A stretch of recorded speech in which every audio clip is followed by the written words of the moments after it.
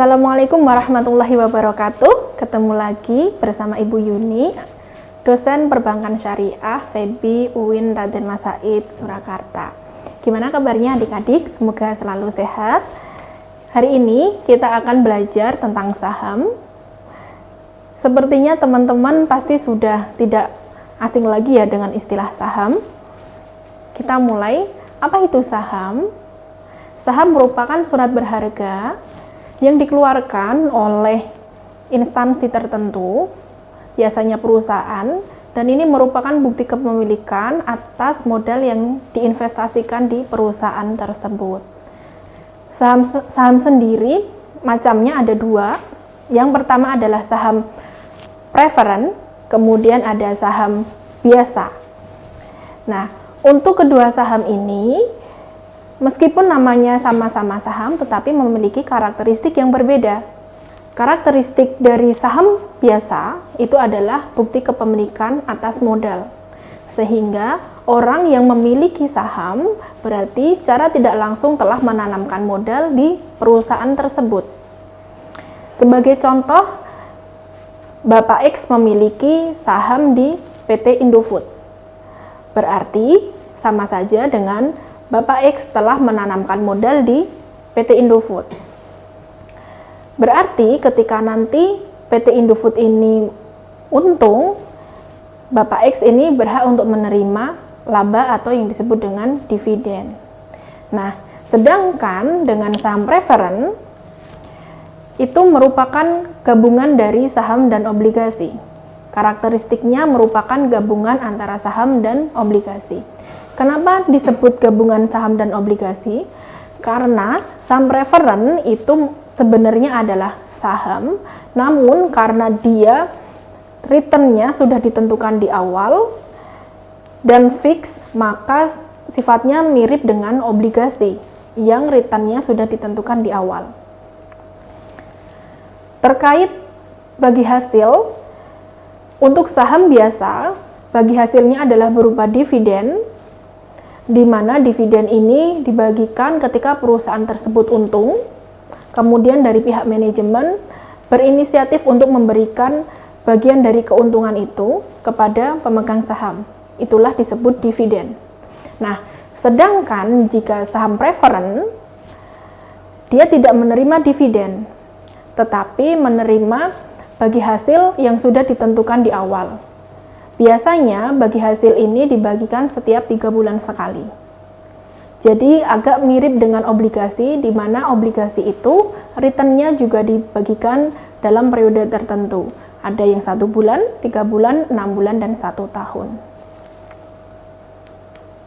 Terkait waktu pemberian return untuk saham preferen, bisa memperoleh dividen yang biasanya dibagikan dalam 1 semester sekali atau 1 tahun sekali.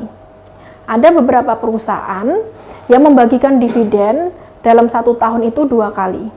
Namun rata-rata biasanya perusahaan itu membagikan dividen 1 tahun 1 kali.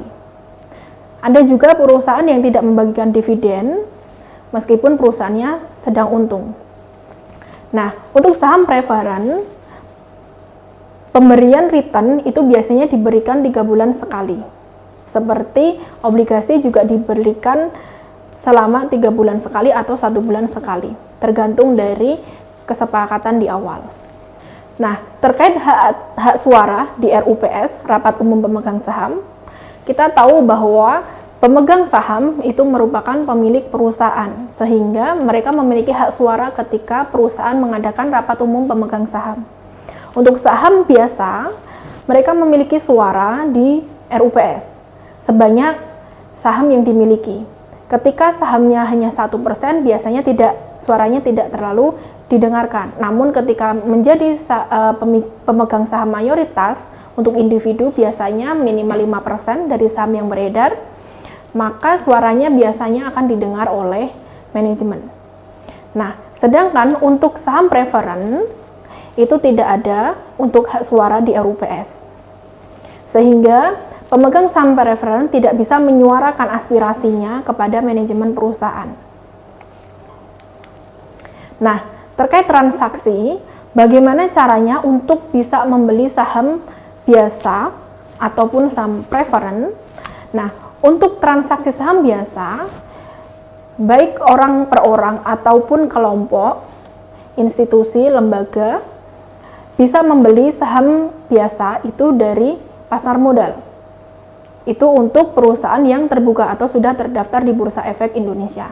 Namun, untuk perusahaan yang masih tertutup, artinya dia belum menjual sahamnya di pasar modal, maka pembeli harus datang ke perusahaan dan menanyakan terkait pembelian saham tersebut, sehingga harga sahamnya juga tidak bisa diakses secara bebas seperti ketika perusahaan tersebut sudah terdaftar di Bursa Efek.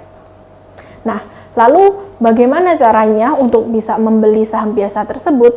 Pertama-tama orang harus memiliki akun dulu. Ketika sudah memiliki akun, mereka bisa melakukan isi saldo, kemudian melakukan pembelian saham. Nah, pembelian ini dilakukan lewat perusahaan sekuritas, sehingga nanti perusahaan sekuritas itu akan menghubungkan antara calon investor kepada pasar modal. Nah, bagaimana terkait cara pembelian saham preferen? Untuk saham preferen bisa dibeli melalui agen yang sudah ditunjuk oleh perusahaan, sehingga dua jenis saham ini, jenis transaksinya akan berbeda. Saham biasa, transaksinya akan lebih mudah, jual belinya akan lebih mudah, terutama ketika perusahaan tersebut sudah terdaftar di Bursa Efek Indonesia. Sedangkan ketika saham preferen, kita harus menghubungi ke perusahaannya, ataupun agen yang sudah ditunjuk. Nah, terkait nilai yang bisa dibeli, untuk saham, itu bisa mulai dengan satu lot dengan harga tertentu. Satu lot sendiri adalah 100 lembar, sehingga biaya yang diperlukan untuk membeli saham itu adalah tergantung dari harga sahamnya. Kalau misal harga sahamnya itu adalah 50.000 per lembar, berarti kita membutuhkan uang sebanyak 5 juta untuk pembelian satu lot saham. Nah, sedangkan saham preferen, pembeliannya tidak seperti saham biasa. Ada mekanisme tertentu yang sudah ditentukan oleh perusahaan, sehingga kita harus mengikutinya untuk ketika mau membeli saham preferen. Dan nilai untuk pembelian saham preferen biasanya lebih mahal dibandingkan dengan pembelian saham biasa. Nah, untuk perusahaan yang menerbitkan saham biasa, biasanya dia bisa menerbitkan saham biasa lagi yang biasanya disebut dengan right issue. Biasanya perusahaan ini menerbitkan saham baru melalui right issue untuk mengambil modal yang baru atau untuk memperoleh modal yang baru dari masyarakat. Nah, kemudian di video sebelumnya kita pernah membahas tentang obligasi. Mari kita lihat perbedaan antara saham dengan obligasi. Yang pertama, dari sisi pemilik dari saham ini bisa berupa perusahaan swasta maupun perusahaan yang dimiliki oleh pemerintah. Nah, sedangkan obligasi ini bisa diterbitkan oleh pemerintah tanpa melalui perusahaan, bisa juga perusahaan swasta maupun perusahaan BUMN. Sehingga satu perusahaan swasta itu bisa saja mengeluarkan saham biasa, obligasi ataupun saham preferen. Tetapi ketika pemerintah itu bisanya hanya obligasi saja, obligasi konvensional maupun syariah. Nah, tetapi untuk perusahaan BUMN itu bisa mengeluarkan obligasi konvensional ataupun syariah, saham biasa, dan juga saham preferen. Selanjutnya, terkait berapa lama aset ini boleh dipegang. Kalau saham itu bisa dipegang sampai tidak terhingga. Jadi selama perusahaannya masih berdiri, kita masih bisa memegang sahamnya. Namun, kalau obligasi ada jangka waktu tertentu, biasanya minimal 1 tahun, dalam satuan tahunan, ada 1 tahun, 3 tahun, 5 tahun, bahkan ada yang 30 tahun. Kemudian, untuk saham, itu biasanya pemegang saham akan memperoleh return berupa dividen. dividen ini adalah bagian dari laba yang dibagikan kepada pemegang saham. Sedangkan untuk obligasi, returnnya adalah berupa kupon atau bunga obligasi. Selanjutnya, apakah bisa dijual belikan? Saham bisa dijual belikan, dan obligasi pun juga bisa dijual belikan. Namun, untuk transaksinya tidak semudah transaksi saham. Karena saham itu untuk perusahaan yang terbuka bisa ditransaksikan dengan mudah di pasar modal melalui aplikasi. Sedangkan obligasi kita harus menghubungi agennya. Ketika kita mau membeli, kita harus mencari apakah ada penjualnya. Ketika kita sudah memiliki obligasinya, kita harus mencari calon pembeli. Namun proses tersebut tidak semudah ketika kita transaksi saham. Karena transaksi saham bisa kita lakukan sendiri, sedangkan obligasi harus menghubungi agen. Terkait rating, untuk saham itu tidak ada rating. Namun di pasar modal ada pengelompokan tertentu untuk saham, misalkan saham blue chip, yaitu saham-saham yang berkinerja bagus dan stabil. Nah, sedangkan untuk obligasi, ada rating yang nanti bisa menggambarkan risiko dari obligasi tersebut. Rating ini dikeluarkan oleh lembaga independen, baik dari dalam negeri maupun dari luar negeri. Nah, biasanya rating itu ada tulisannya AAA, yang artinya obligasi tersebut sangat bagus, sangat baik, kemungkinan untuk gagal bayarnya sangat kecil, perusahaannya sangat mampu untuk membayar bunga tiap periodenya dan juga bisa membayar untuk par value-nya suatu saat nanti. Namun, nanti ketika ratingnya turun sampai dengan triple D, itu menunjukkan bahwa obligasi tersebut termasuk dalam obligasi junk bond, yang artinya gagal bayar atau default. Nah, untuk pengelompokan sendiri, saham itu ada yang namanya saham konvensional dan juga saham syariah. Kalau saham syariah berarti dia memenuhi syarat-syarat untuk dikelompokkan sebagai saham-saham syariah yang sudah ditentukan oleh MUI. Nah, untuk obligasi sendiri juga ada pengelompokan untuk obligasi konvensional dan syariah. Untuk obligasi syariah yang dikeluarkan oleh pemerintah dinamakan dengan sukuk atau sukuk. Kemudian untuk obligasi konvensional diberi nama dengan ORI atau obligasi retail Indonesia. Nah, untuk swasta sendiri biasanya mereka memberikan nama, ada keterangan syariah di belakangnya. Nah, lalu apakah obligasi dan saham syariah ini mereka juga sifatnya tidak jauh beda dalam memberikan return kepada pemegangnya? Ya, tidak jauh berbeda. Kalau obligasi syariah atau suku, mereka juga ada bagi hasil yang sudah ditentukan di awal. Untuk saham syariah, perusahaannya juga membagikan dividen seperti saham-saham konvensional lainnya. Nah, perlu diketahui bahwa untuk saham syariah berarti bisnisnya tidak boleh melawan bisnis-bisnis yang dilarang dalam syariat Islam. Nah, kemudian ketika di akhir biasanya akan ada namanya par value untuk obligasi. Jadi ketika sudah jatuh tempo nanti, pemegang obligasi akan diberikan uang oleh penerbitnya.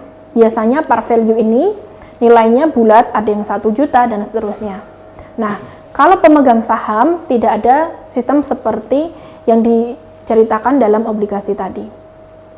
Kemudian terkait potensi keuntungan ketika kita berinvestasi ataupun sebuah instansi berinvestasi di saham, saham ini memiliki peluang untuk untung lebih besar dibandingkan obligasi, namun risikonya juga lebih besar. Sedangkan obligasi, terutama obligasi yang dikeluarkan oleh pemerintah, itu bisa dikatakan risikonya 0 karena yang menjamin adalah pemerintah. Namun ada beberapa obligasi yang dikeluarkan oleh swasta dengan rating AAA misalkan, itu juga sangat bagus. Jadi ketika berbicara tentang obligasi, investasi pada obligasi, maka kita perlu melihat ratingnya untuk mengetahui risiko dari obligasi tersebut. Oke, selanjutnya bagaimana ketika kita ingin membeli obligasi? Karena tadi kita sudah membahas tentang saham. Ketika mau membeli obligasi, kita juga harus menghubungi agen. Jadi kita harus menjadi nasabah dari sebuah perusahaan sekuritas ataupun dari bank yang menjadi agen dari penjualan obligasi tersebut, baik obligasi konvensional maupun suku. Dan biasanya nominal dari obligasi ini lebih mahal dibandingkan saham. Kita membutuhkan uang yang lebih besar untuk membeli obligasi dibandingkan saham. Apalagi ketika obligasi itu diterbitkan oleh perusahaan swasta, biasanya obligasi itu minimal 1 miliar harganya untuk satu unit. Kemudian untuk obligasi yang lebih murah dan terjangkau adalah obligasi yang dikeluarkan oleh pemerintah. Ada beberapa seri dan yang paling murah adalah 1 juta setiap unitnya. Nanti ketika sudah memegang obligasi, pemegang obligasi bisa memperoleh kupon atau bagi hasil yang sudah dijanjikan di awal, baik per bulan maupun per 3 bulan. Ketika sudah jatuh tempo, nanti akan ada par value yang dibayarkan oleh penerbit obligasi. Baik, sekian dari Ibu Yuni untuk materi saham hari ini. Jika masih ada pertanyaan, silahkan tulis di kolom komentar atau chat di WA Group. Sekian, wassalamualaikum warahmatullahi wabarakatuh.